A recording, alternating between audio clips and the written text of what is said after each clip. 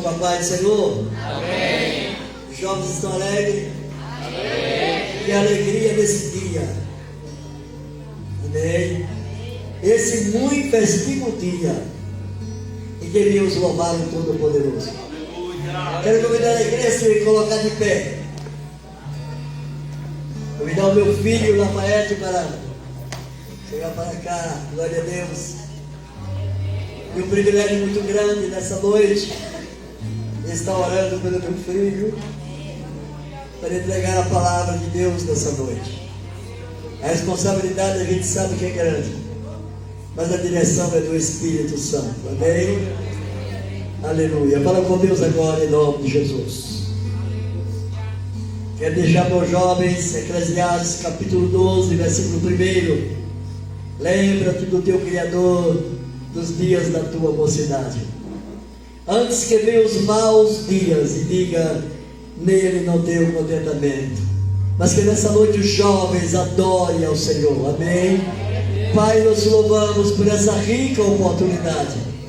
Deus, eu te agradeço por tudo quanto tem feito por nós, por tudo quanto tu tem realizado nesta caminhada contigo, Senhor.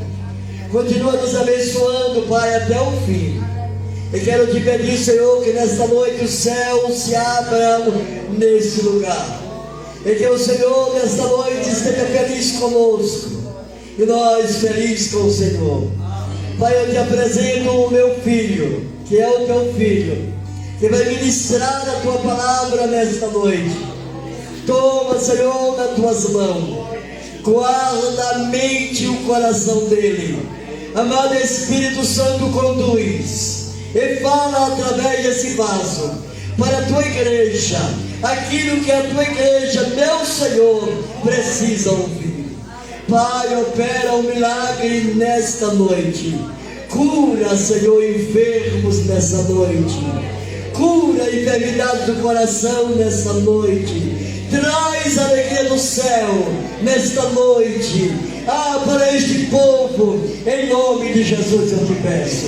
Pai, se conosco, Ele nos ajuda, é o que eu te peço, em nome de Jesus. E todos dizem amém, amém. E amém. A palavra é boa.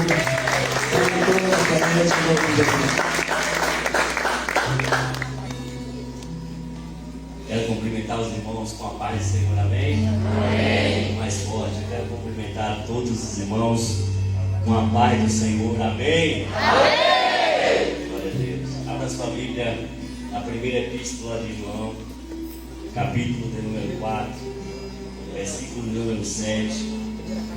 Enquanto você procura, eu quero agradecer a Deus por essa oportunidade que Ele nos concede de estarmos aqui para louvar e agradecer o nome do Senhor. Eu lembro que na última vez que eu estive aqui pregando, alguns anos atrás, eu preguei uma mensagem no tema Encontro com Deus. Era exatamente o nome do programa que o pai tinha na rádio. E eu tenho na minha memória viva, bastante viva, aquela mensagem, aquele dia que foi pregado, que eu ouvi de Deus. Eu quero agradecer a Deus por essa oportunidade de retornar aqui e poder mais uma vez, pequenininho do jeito que eu sou, Ele me dá essa oportunidade tão grande de estar aqui cultuando com os irmãos. Falei com eles ontem que o meu propósito eu já tinha cumprido aqui. Eu vim e assisti um batismo raiz, que a gente não vê no Rio de Janeiro mais, batismo de crente. Eu cultuei a Deus no sábado de manhã junto com meu irmão e orei a Deus com ele. Eu pude participar da Santa Ceia e trocar o cálice com minha tia Branca. Eu pude sentar no púlpito sagrado aqui do lado do meu pai e estar cultuando a Deus. E eu entendo que eu não sou merecedor de nada disso, mas a graça do Senhor, o amor dele, a bondade dele nos alcança, nos restaura, Aleluia. nos põe de pé e nos coloca aqui como príncipes, princesas, como homens e mulheres de Deus, para louvar e bendizer o nome daquele que morreu na cruz do Calvário por nós. Só temos a agradecer a Deus por tudo. Amém?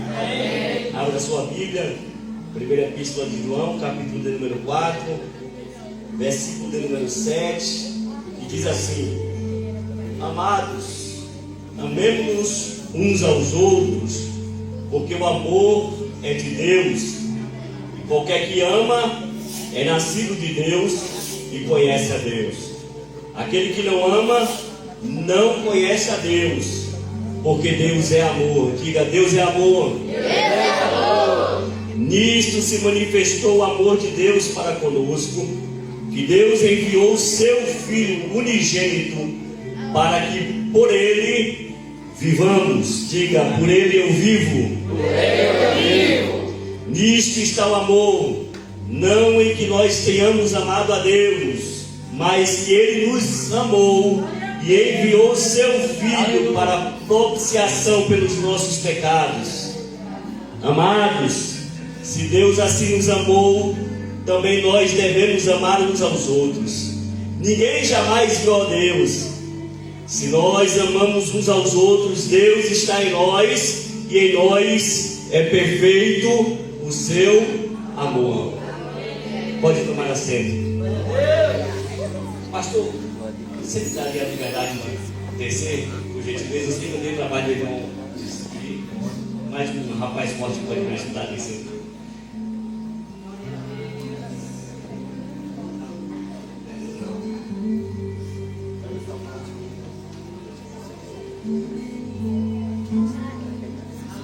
Obrigado, mas aí está muito alto.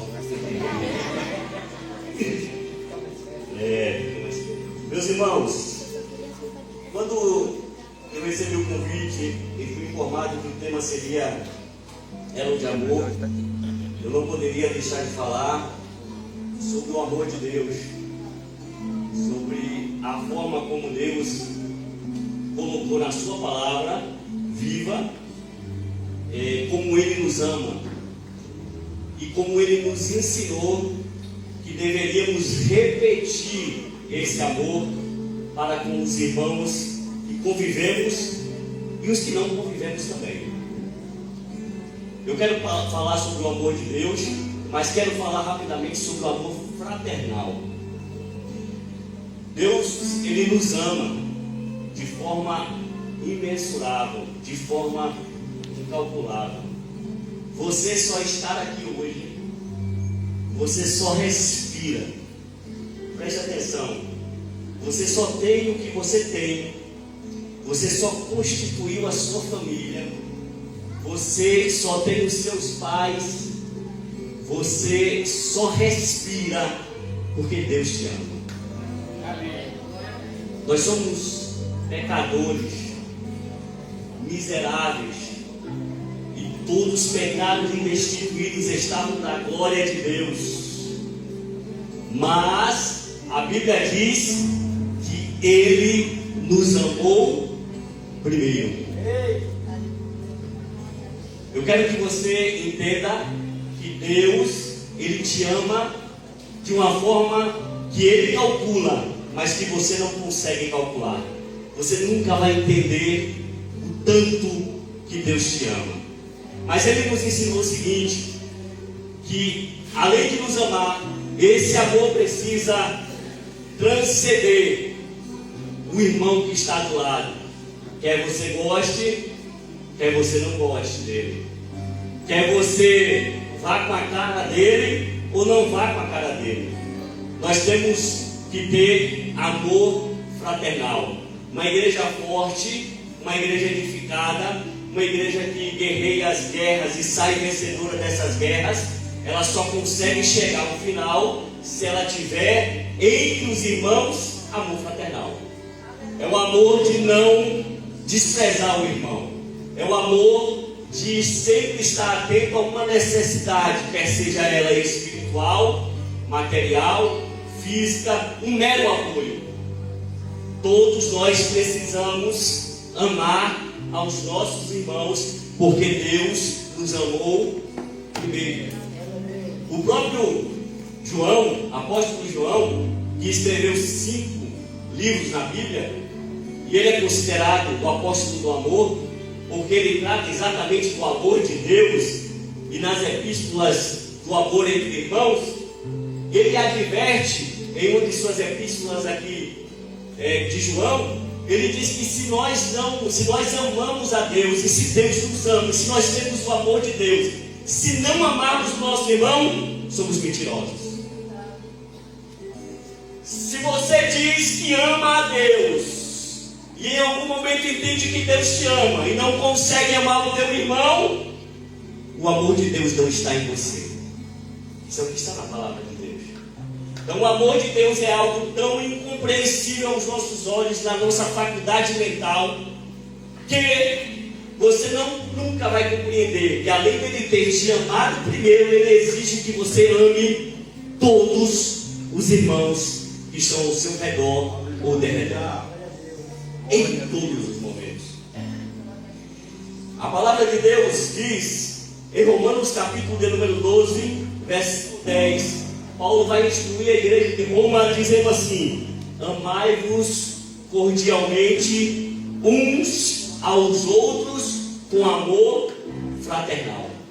Hebreus capítulo 13, verso de número 1, o autor escreve para uma igreja que estava sendo perseguida e pronta a desistir, e ele diz assim, permaneça o amor fraternal. Ele quis dizer que, por mais que as adversidades estavam sendo introduzidas naquela igreja, e que muitos estavam desejosos de desistir da sua caminhada, Hebreus diz que ele tem que permanecer com o amor fraternal, porque o amor fraternal é que vai fazer a igreja continuar caminhando. Então, se você tem o amor de Deus, é obrigação sua amar o seu irmão. Aleluia. O próprio Pedro, na primeira epístola de Pedro, capítulo 3, verso 8, ele diz: finalmente, sede todos de igual ânimo, compadecidos fraternalmente, amigos, misericordiosos e humildes. O Pedro ainda vai dizer assim: amai-vos ardentemente, uns aos outros com um coração puro. Sobre amor fraternal, quando eu penso, eu lembro de Eutico, Atos dos Apóstolos, capítulo de número 20, vai contar a história de um jovem que subiu ao templo para adorar ao Senhor, porque o pregador daquela noite seria nada mais nada menos que o apóstolo Paulo. Paulo reuniu a congregação para pregar, ministrar a ceia do Senhor, e no dia seguinte ia embora para uma de suas viagens missionárias.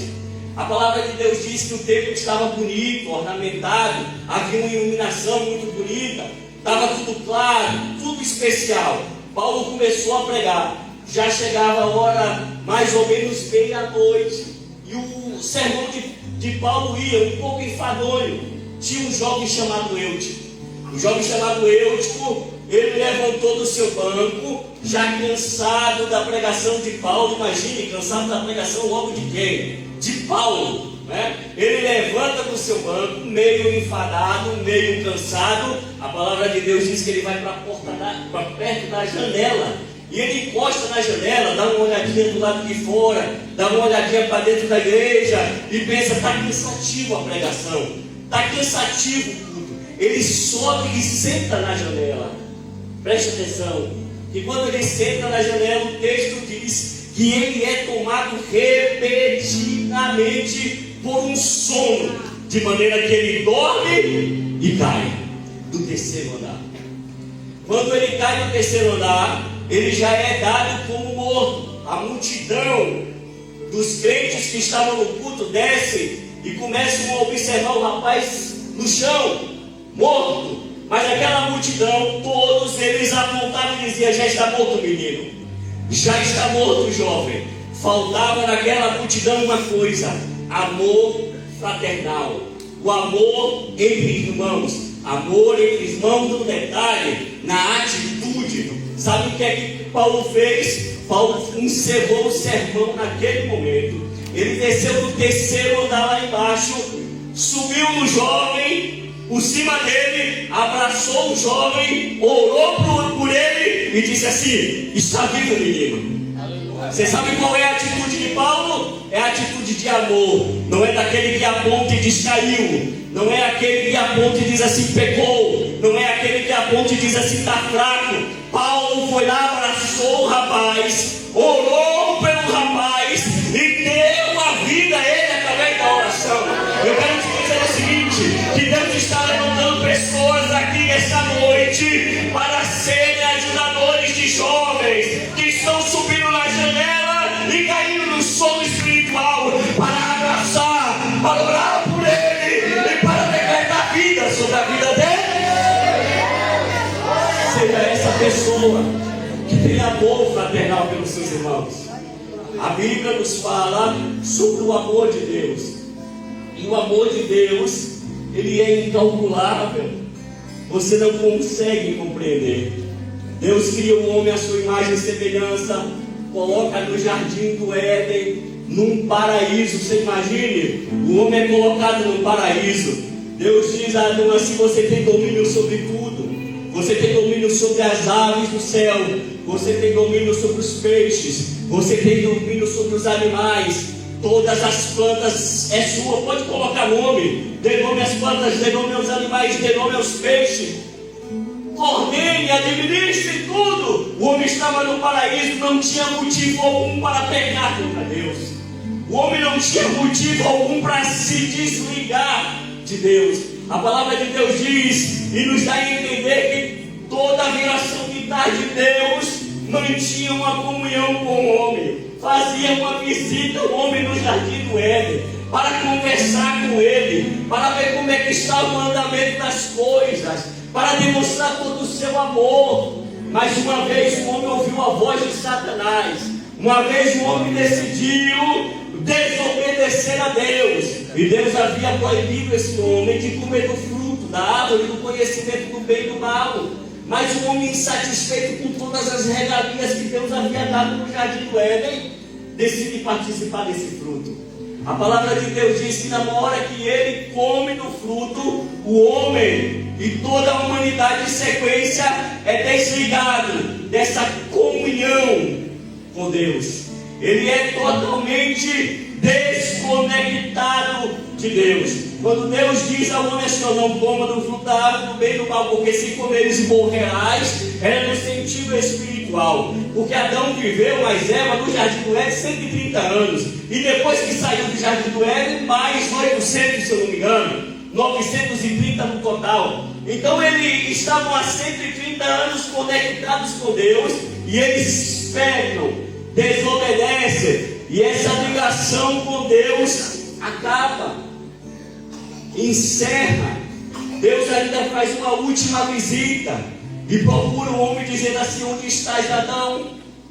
Onde estás, Adão? Porque o pecado separou. Se eles tinham o costume de estar juntos toda a viração de tarde e conversarem com Deus, naquele dia, quando pecaram, eles tiveram medo, eles se envergonharam, eles se apartaram. E nós somos da mesma forma. Você pode estar em comunhão constante com Deus, mas se você der um vacilo, se você der um tropeço no teu coração, você diz: você já planejou.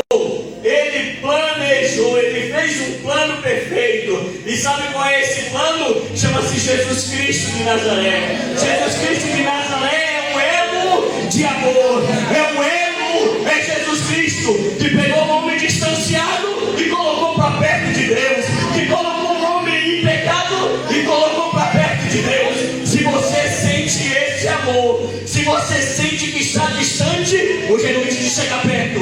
Se você sente que está longe, o teu Deus é Deus de perto. Se você sente que caiu, o teu Deus está aqui para te levantar esta noite.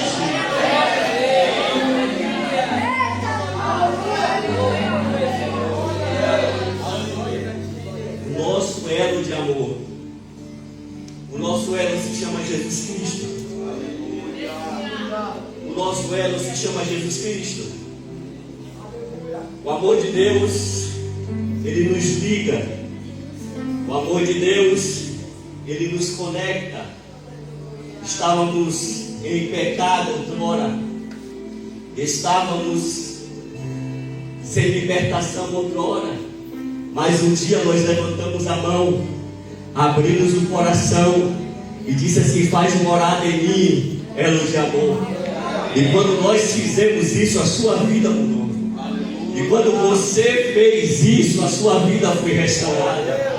E quando você fez isso, ele te chamou de volta para perto. Quando ele fez isso, ou quando você fez isso, ele se aproxima de você. A Bíblia diz que quando Jesus morreu na cruz, foi rasgado de alto a baixo o véu que separava eu e você do trono de Deus. Hoje você tem livre acesso. Hoje você pode chegar perto, porque esse elo te liga a Deus. A palavra de Deus diz em João capítulo 3, versículo 16. Poderia faltar todos os versos na Bíblia e só ter esse. Bastava João capítulo 3, verso 16, e a Bíblia estaria completa. Bastava João 3,16, e nós, ao ouvirmos este versículo, já entenderíamos o tamanho ou o quanto Deus nos ama. Porque Deus amou o mundo, ou seja, todos,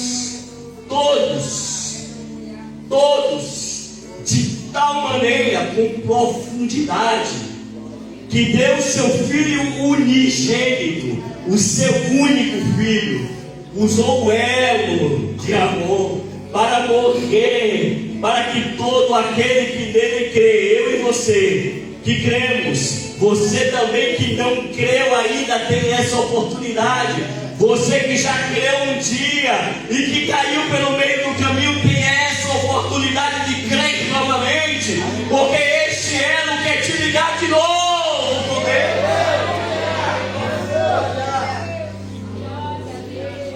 O amor de Deus, ele é superior. O amor de Deus, ele é grande. Se você for olhar a Bíblia sem romantismo, você vai perceber que durante toda a história bíblica, Deus sempre desejou habitar entre os homens. Deus sempre desejou estar entre os homens. Gênesis, quando cria o homem, Deus estava ali toda a geração de tarde. Quando Deus tira o povo de Israel do Egito, no meio do caminho, ele coloca uma coluna, ele coloca uma nuvem de noite, uma coluna de dia. Não era assim? Era a presença de Deus. Aí ele ordena ao povo, diz assim: constrói o tabernáculo, coloca dentro do tabernáculo uma arca. O que é essa arca? A presença de Deus. Quando você pensa que não há mais meios de Deus estar em nosso meio, ele envia seu Filho. E ele diz assim: esse é o meu elo de amor, a minha conexão, é quem me religa.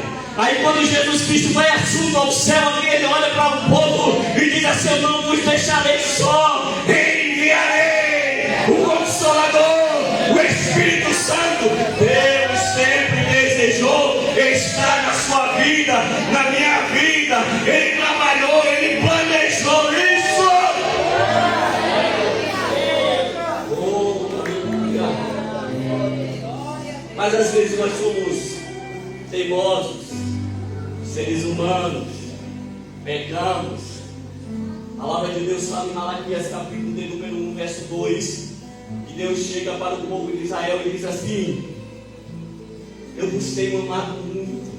Uma declaração de Deus para o povo de Israel: eu vos tenho amado, diz o Senhor, mas vós dizeis: em que tu tens nos amado? Veja que coisa. Deus declarando todo o seu amor, todo o seu carinho, todo o seu desejo de salvar, de libertar, de curar, de tratar. E o povo virava para Deus ali em Israel e dizia assim: em que tu tens nos amado, Senhor? Como assim? Às vezes a gente fica duvidoso.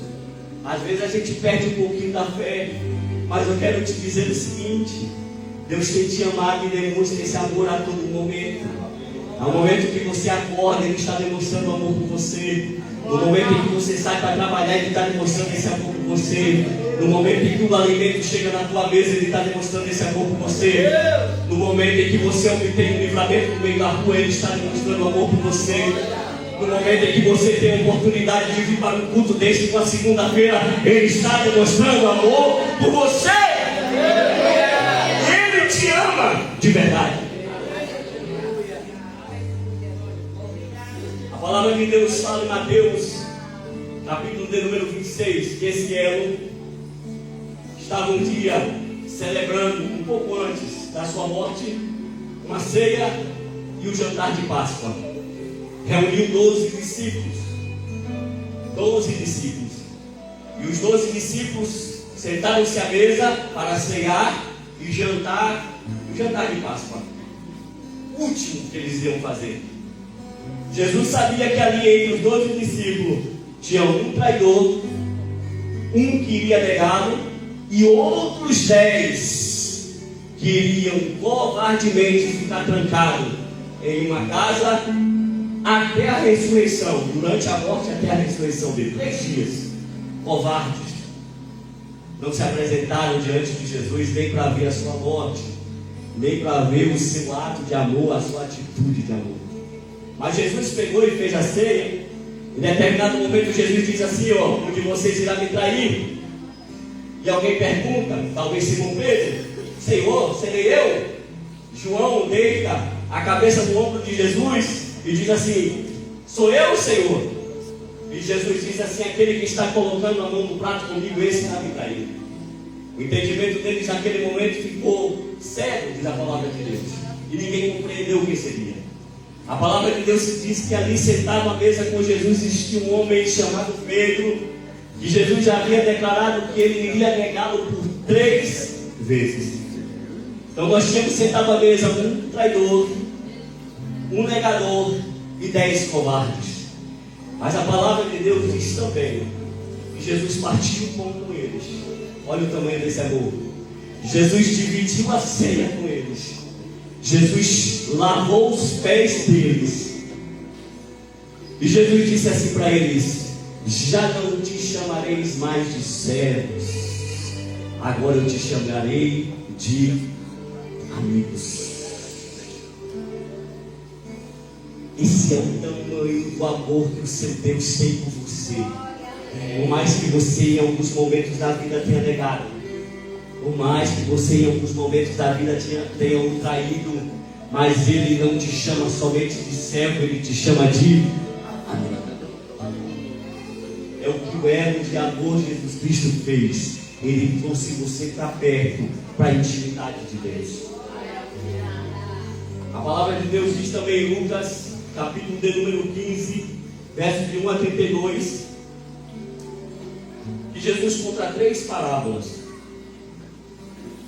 Ele começa contando a parábola da ovelha perdida. Ele diz assim: ó, tem um pastor que tem 100 ovelhas, perde uma ovelha. O que é que vocês acham que ele vai fazer? Ele vai guardar as 99 e ele vai correr atrás dessa ovelha perdida. E ele vai procurar até encontrar. Ele vai procurar até achá-la. E quando ele achar, dizia Jesus, ele vai colocar essa ovelha nos seus braços. Ele vai carregá-la até a sua casa. Ele vai cuidar dela. E nesse mesmo momento ele vai chamar os amigos para festejar. Jesus continua a parábola dizendo assim: existia uma mulher que dentro da sua casa tinha a parábola. E ele diz assim: existia um pai, 2 filhos, um mais moço, um mais velho. E o mais moço, revoltado, porque ele não estava satisfeito com o que o pai lhe oferecia, disse assim: me dá tudo que eu tenho por direito, porque eu vou viver a minha vida. E ele foi embora. O pai deu, e ele foi embora. Chegou lá no mundo, ele quebra a cara, e ele retorna sem nada, absolutamente nada do que ele levou, e ainda devendo. A palavra de Deus diz que Jesus vira para eles e diz assim: você acha que esse pai, o que é que ele vai fazer quando o seu filho estiver retornando? Ele vai montar uma mesa, ele vai fazer um banquete e ele vai celebrar com todos os seus vizinhos e a sua casa. Mas a palavra de Deus diz que o rapaz mais velho, ele chega perto do pai e diz assim: meu pai, eu estive aqui todo esse tempo, eu estive aqui todos os momentos ao seu lado, e você nunca fez uma festa para mim? E o pai disse para ele assim: olha, meu filho, a mesa está pronta para você festejar se você quiser, todos os dias. Tem alimento nessa mesa para você se saciar todos os dias. Tem vestes limpas e novas para você se vestir todos os dias. Aproveite! Foi você que não aproveitou. Eu quero te dizer o seguinte: que o pastor Jesus Cristo, quando ele perde uma ovelha, ele vai atrás. Se você for uma ovelha perdida na casa do Pai, ele está indo atrás de você nessa noite. Ele vai cuidar de você. Ele vai trazer de volta para o aprisco, vai montar uma mesa nessa igreja e vai festejar com essa igreja o teu retorno para a casa do Pai. Se você for essa dracma perdida dentro da casa de Deus, o Espírito Santo está acendendo todos os candeeiros da casa. O Espírito Santo está acendendo todas as lanternas dessa casa para te achar no meio da casa e te colocar de pé no meio do povo de Deus. Agora, se você é um filho pródigo que foi embora, está na hora de retornar. Se você é um filho mais velho que não foi embora e não está aproveitando a mesa do Pai que está no céu e está nesse lugar, aproveite essa mesa desta noite. Sente na mesa e se alimente.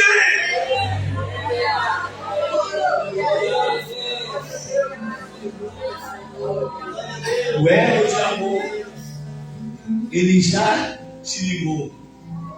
Não importa se você é uma ovelha perdida e está lá fora. Não importa se você é a dracma que está aqui dentro e por algum motivo espiritual você se cansou. As lamparinas estão sendo acesas hoje para te achar. E a sua lamparina será acesa novamente. Aleluia. Aleluia. Aleluia. Nós precisamos aproveitar todos os momentos que estamos a ponto de desfrutar desse amor. 24 horas por dia. A palavra de Deus conta aqui em Lucas capítulo de número 24, 2 discípulos estavam andando no caminho de Emaús. A palavra de Deus diz que Jesus já havia ressuscitado, mas aqueles discípulos e os outros 10, lembra da história dos 10 covardes dentro da casa, ainda não tinham visto Cristo ressuscitado. Diz a palavra de Deus que aqueles dois homens iam no caminho de Emaús, conversando um com o outro, indagando por que Jesus morreu e não ressuscitou como ele disse que haveria de ressuscitar. Estavam incrédulos, sem fé, talvez dracmas perdidas na casa do rei. A palavra de Deus diz que de repente aparece o elo e começa a caminhar com eles no caminho de Emaús. E o elo, Jesus Cristo, ele diz assim: sobre o que vocês estão conversando? O que é que está acontecendo? Um deles diz: o senhor não sabe o que é que está acontecendo na cidade? Não está por dentro dos assuntos do momento? Não sabe o que aconteceu de verdade? Me digam vocês. Aquele Jesus que disse que era o Filho de Deus, que disse que morreria, que disse que ressuscitaria, ele morreu, mas até agora estamos perdendo a fé, estamos perdendo o ânimo. A palavra de Deus diz que eles caminharam quilômetros no caminho de Emaús. 2 homens, 2 discípulos e Jesus no meio. Quando ele chega na casa, próximo à casa daqueles homens, e Jesus vai fazer menção de ir por outro caminho, ele diz assim: vamos jantar conosco, vamos partir conosco. Jesus aceita o convite. entra na casa, lavam as mãos, Jesus abençoa o pão e parte. Quando eles abrem os olhos depois da oração, Jesus já não estava ali. E daí eles perceberam, e o texto diz: não ardia os nossos corações quando ele vinha pelo caminho e falava conosco. Não ardia os nossos corações quando estávamos falando dele mesmo. Não ardia os nossos corações quando sentamos à mesa e ele abençoou o pão. Não é possível que nós andamos quilômetros do lado de Jesus ressurreto e não percebemos a presença dele. Não é possível que andamos do lado dele e não percebemos o que ele fez nas nossas vidas. Tem gente que está com uma lágrima, ou como aquele filho mais velho, daquele pai que não sabe o que está acontecendo, está no meio, vê a mesa posta, vê o alimento pronto, mas não senta na mesa de papai para se alimentar. Anda com Jesus no caminho, vai com Jesus até a sua casa, mas não sente mais a presença de Deus, não sente mais a presença do Senhor, não sente mais o Espírito falar seu coração. São dracmas perdidas, são filhos mais velhos, irmãos dos filhos pródigos.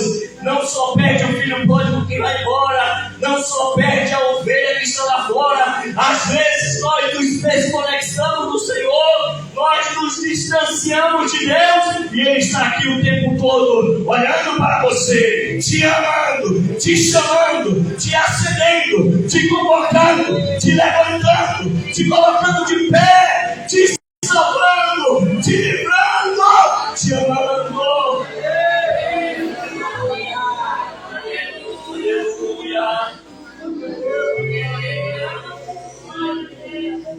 Aleluia. Eu vou tomar posse aqui para cantar comigo. Eu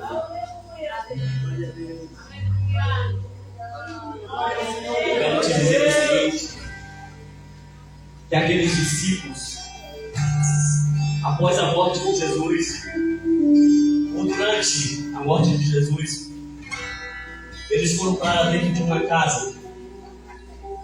Eles se trancaram dentro de uma casa, com medo de que os judeus e os romanos fizessem com eles a mesma coisa que fizeram com Jesus. Fique de pé, por favor. Com medo que eles fizessem a mesma coisa que fizeram com Jesus. Aqueles homens estavam com medo, amedrontados, cheios de dúvidas. E de repente, trancafiados pelo lado de dentro. Do lado de fora não tinha como ninguém abrir a porta. A porta só seria aberta se eles abrissem.